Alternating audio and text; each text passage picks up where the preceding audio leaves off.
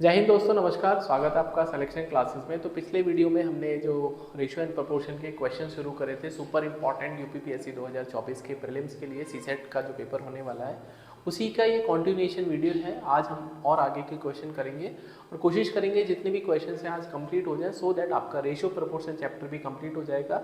तो practice questions मैंने percentage के भी करा दिए और रेशियो प्रोपोर्शन के भी मैं करा रहा हूँ। तो इस तरह से आपके चैप्टर्स कंप्लीट होते चले जाएंगे। आपको सिर्फ इतना करना है कि चैनल के साथ में जुड़ना है और वीडियो को लाइक और शेयर करना है।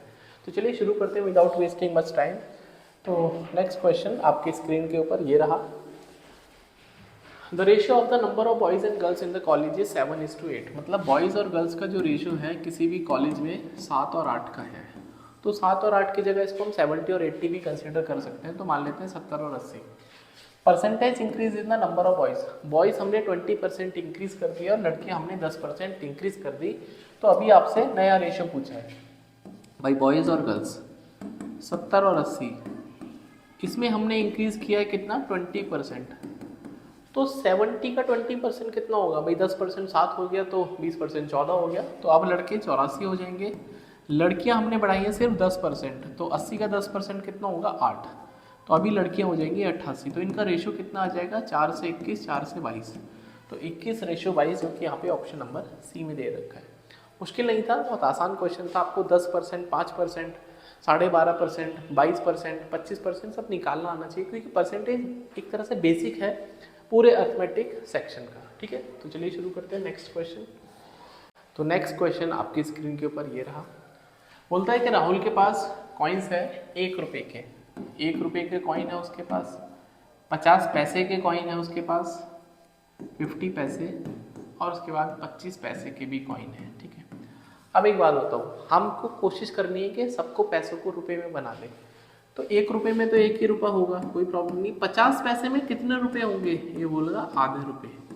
भाई 50 पैसे में कितने रुपए बनेंगे, आधा रुपया बनेगा। सिमिलरली 25 पैसे में कितने रुपए बनेंगे, 1/4 बनेंगे, 1/4। अब ये सब कुछ रुपए में आ गया है, तो इससे क्या होगा, हमारी कैलकुलेशन थोड़ी इजी हो जाएगी। क्योंकि हाथी के साथ हम हाथी जोड़ना पसंद करेंगे, ना कि हाथी के साथ गधे जोड़ेंगे, क्योंकि दोनों गधे और हाथी अलग अलग क्वांटिटी है। तो जब भी हमको कुछ जोड़ना होता है तो हम क्या करते हैं, सेम यूनिट्स में कन्वर्ट करते हैं। चलो, तो ये तो हमारे पास इनका रेशियो कितना है कॉइन्स का। तो ये है आपके पास 12x मान लेते हैं, ये है आपके पास 10x, और ये है आपके पास 7x। तो यहाँ से वैल्यू कितनी बनेगी इनकी, भाई 1 रुपए के 12 कॉइन है तो कितने वैल्यू बनेगी, 12x। 1 रुपये मतलब आधे रुपए के 10 कॉइन है तो कितना बनेगा, 5x। और 1/4 गुणा 7 तो हो जाएगा 7x/4। इनको जोड़ के आपको दे रखा है 112.5, 112.5। तो यहाँ से आपको x की वैल्यू कैलकुलेट करनी है। तो हो जाएगा भाई 12×5 17x प्लस 7x/4, तो 112.5। तो 17 चौका 68, और 68 और 7 75। तो 75x/4 ये वैल्यू है 112.5 की। तो यहाँ से x की वैल्यू कैलकुलेट करनी है। तो ये हो जाएगा 112.5 × 4 डिवाइडेड बाई 75। ठीक है, इंटू 10 कर लेंगे जब हम डेसिमल हटाएंगे। तो 5 से 15 और 22 बन जाए 110, 110 और 55 25, और 15 से हो गया 15, 5 दूनी 10, 5 दिया 15, 2 दूनी 4। मतलब x की वैल्यू 6 आ गई। कितनी आ गई, x की वैल्यू 6 आ गई। तो आपसे पूछा क्या है, आपसे बोलता है कि 25 पैसे के कितने कॉइन है। तो 25 पैसे के हमारे पास 7 कॉइन है। कितने कॉइन है, 7x। तो 7 × x, तो 7 × 6 कितना हो जाएगा, 42। कितना हो जाएगा, 42, जो कि यहाँ पे ऑप्शन नंबर डी में दे रखा है। अगर मैं इस क्वेश्चन को विदाउट ये सब प्रोसेस करता तब भी मैं कर पाता। क्यों कर पाता, क्योंकि आपको ये बात पता चल गई कि जो कॉइन है 25 पैसे के वो 7 का मल्टीपल होंगे, वो 7 के ही मल्टीपल में जाएंगे। क्योंकि कॉइन है तो डेसिमल में तो नहीं आ सकता, या तो 7 होगा या 14 होगा या 21 होगा।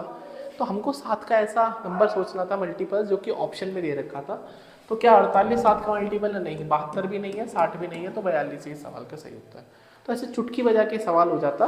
बट ये तरीका तब है जब आपके पास एक ही ऑप्शन ऐसा है जो कि 7 का मल्टीपल है। यदि मोर देन 1 ऑप्शन 7 के मल्टीपल है तो हमको फिर क्या करना पड़ेगा, प्रोसेस ही करना पड़ेगा। इसलिए मैंने आपको समझाया है। ठीक है, नेक्स्ट क्वेश्चन। हाँ, नेक्स्ट क्वेश्चन एज वाला क्वेश्चन है। क्या बोलते हैं हमसे, एक मैन और उसकी वाइफ का जो एज रेशियो दे रखा है मैन का और वाइफ का, वो आपको दे रखा है 4:3। आफ्टर 4 ईयर, 4 साल बाद उनका रेशियो हो गया 9 और 7। ठीक है, तो यदि मान लो आदमी की जो एज है वो 4x है आज और वाइफ की एज 3x है, तो अगर हम आपसे बोलते हैं कि आपको ऐड करना है 4 साल, तो यदि 4 साल हस्बैंड की एज बढ़ेगी तो वाइफ की भी बढ़ेगी। ऐसा नहीं है कि वाइफ की एज नहीं बढ़ेगी। हाँ, तो आप इस बात को मैथमेटिकली सोच रहे हैं, ऐसा नहीं है कि किसी से पूछ रहे हैं। पूछने पर लड़की हमेशा अपनी एज आपको सही नहीं बताएगी। तो 4x अपॉन 3x, ऊपर भी 4 जोड़ना है और नीचे भी 4 जोड़ना है, क्योंकि दोनों की एज 4-4 साल बढ़ेगी। और अब ये हो गया 9/7, तो इसको क्रॉस मल्टीप्लाई करेंगे, ये हो जाएगा that is 28x plus 28 and that should be equals to 27x plus 36। यहाँ से x की वैल्यू आ जाएगी 8। तो आपसे बोलता है क्या है, if at the time of marriage the ratio was 5:3 then how many years they were married. तो कितने साल पहले उनकी शादी हुई, ये पूछा आपसे। तो x की वैल्यू अभी कितनी है, 8 आ गई। तो इसका मतलब अगर हम उनकी प्रेजेंट एज देखते हैं, तो प्रेजेंट एज है उनके पास मैन और विमेन, तो 4 × 8 और 3 × 8 24 और कितना था, सॉरी 8 चौक 32, 8 4 जो 32 and 24।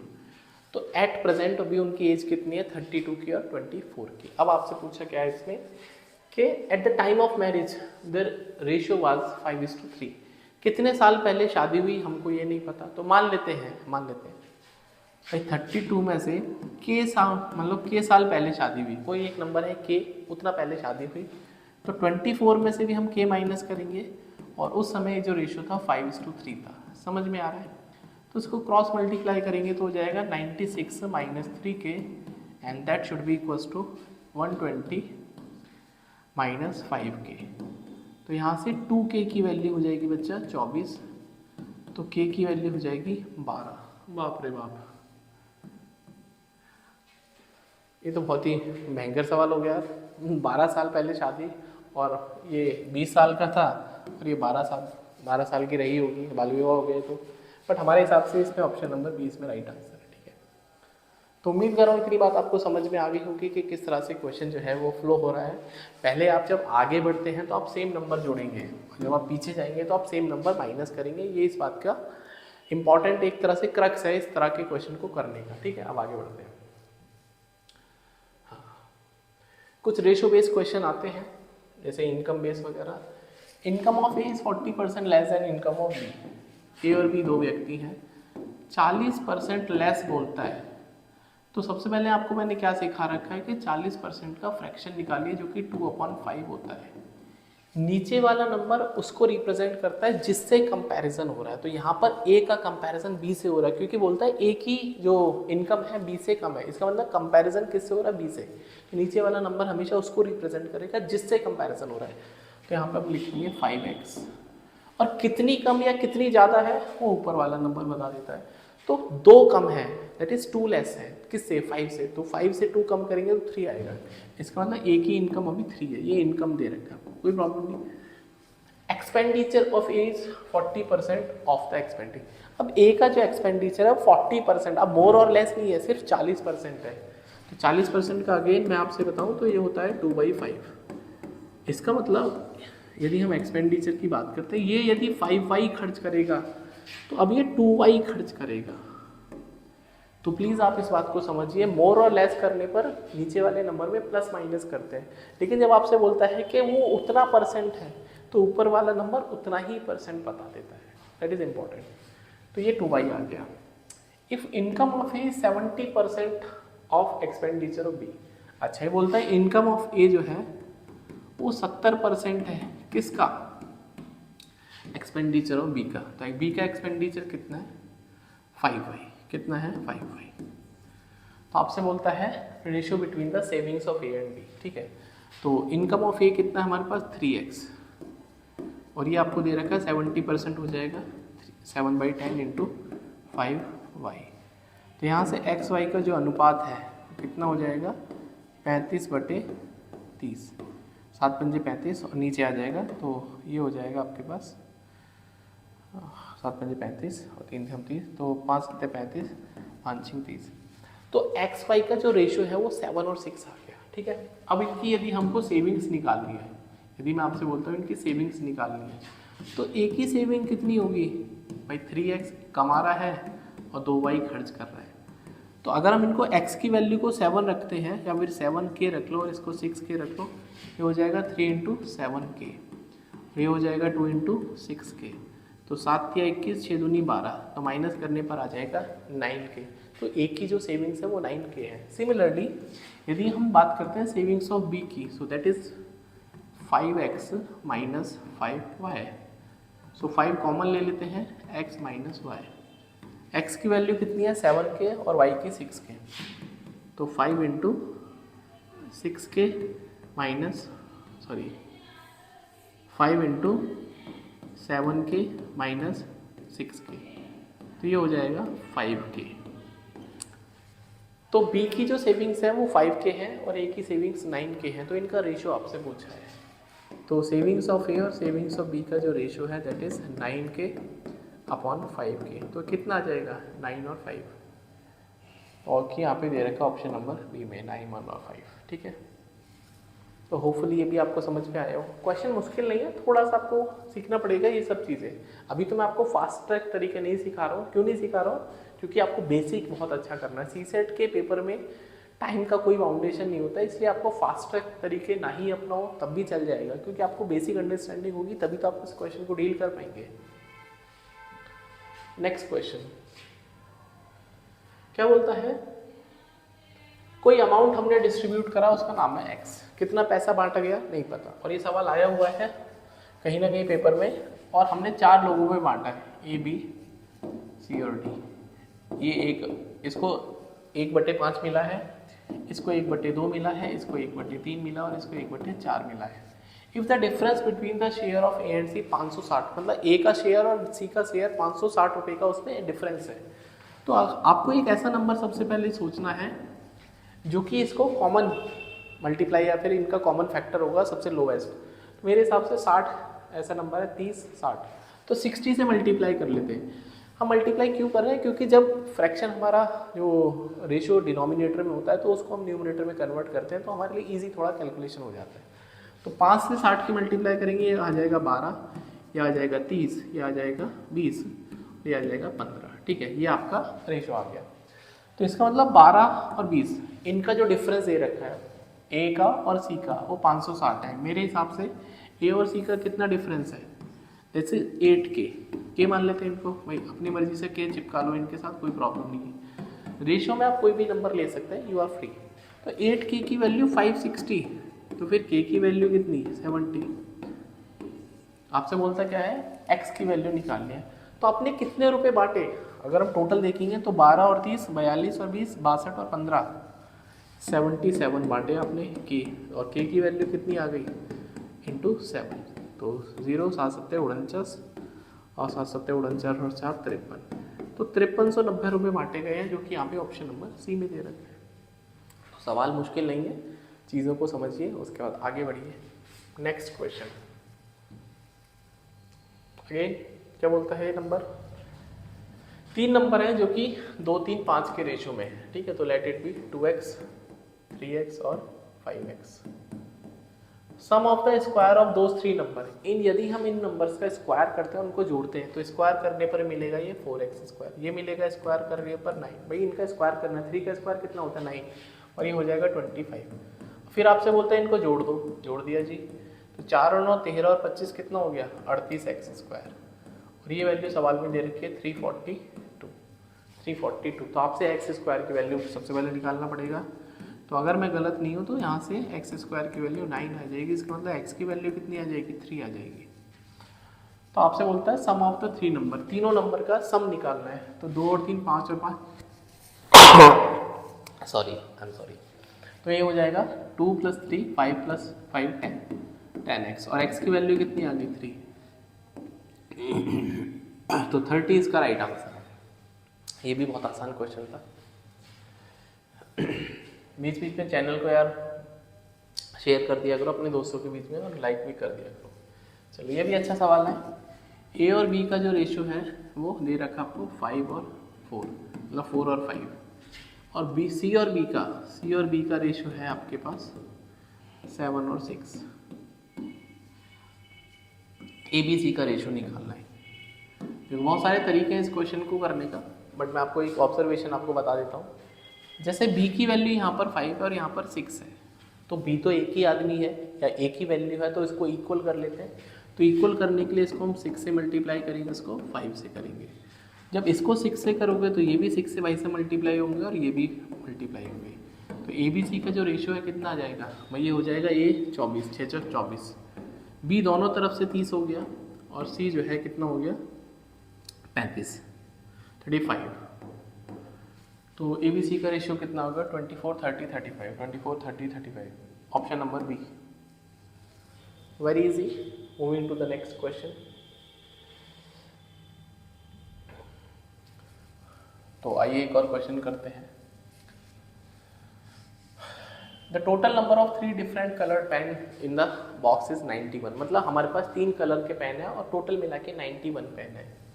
If the ratio between red colour and the green colour pen is 5 और 2, भाई रेड, ग्रीन और एक है ब्लू, तो इनका डिफरेंस दे रखा है रेशियो। तो ये मान लेते हैं 5x है और ग्रीन है 2x, कोई प्रॉब्लम नहीं है। And the number of green pen is 33% of the blue pen. अब ये बड़ा इंपॉर्टेंट बात दे रखा है कि जो ग्रीन पेन है वो 33%, 33.33%। अब ये मोर और लेस नहीं है, उतनी वैल्यू दे रखी है। तो 33.33% का फ्रैक्शन कितना होता है 1/3। मतलब ग्रीन पेन जो है 1/3 है किसके, ब्लू पेन के। किसके, ब्लू पेन के। इसका मतलब अगर हम इसको देखेंगे तो b equals to 3g, b equals to 3g। तो अगर b के जो पेन है वो 3 गुना है किससे, ग्रीन कलर के। तो यदि ग्रीन कलर के यहाँ पे 2x है तो b के पास इसका 3 गुना कर दीजिए, तो यहाँ पर 6x हो जाएगा, कोई प्रॉब्लम नहीं है। और टोटल मिला के आपको कितना दे रखा है भाई, आपके पास टोटल मिला के कितने पेन दे रखे हैं, 5 और 2 7 और 6 13x, और ये 91 दे रखा है। तो x की वैल्यू कितनी आ गई, 7 आ गई। तो आपसे बोलता क्या है, find the difference between red colour and the green colour. तो रेड और ग्रीन का डिफरेंस कितना है भाई, रेड और ग्रीन का जो डिफरेंस है वो 5x minus 2x, 5x minus 2x, तो कितना है 3x, और x की वैल्यू ऑलरेडी 7 आ चुकी है, तो 3 7 जा 21। तो यहाँ पे ऑप्शन नंबर सी में दे रखा है। तो आसान क्वेश्चंस तभी लगते हैं जब आप उनको प्रैक्टिस करोगे या फिर जब दूसरा सॉल्व कर रहा होता है। जब खुद की बारी आती है ना सॉल्व करने की, थोड़ा सा आपको मुश्किल लगता है क्योंकि आपको बेसिक्स क्लियर नहीं है। ठीक है, एक और क्वेश्चन करते हैं। हाँ,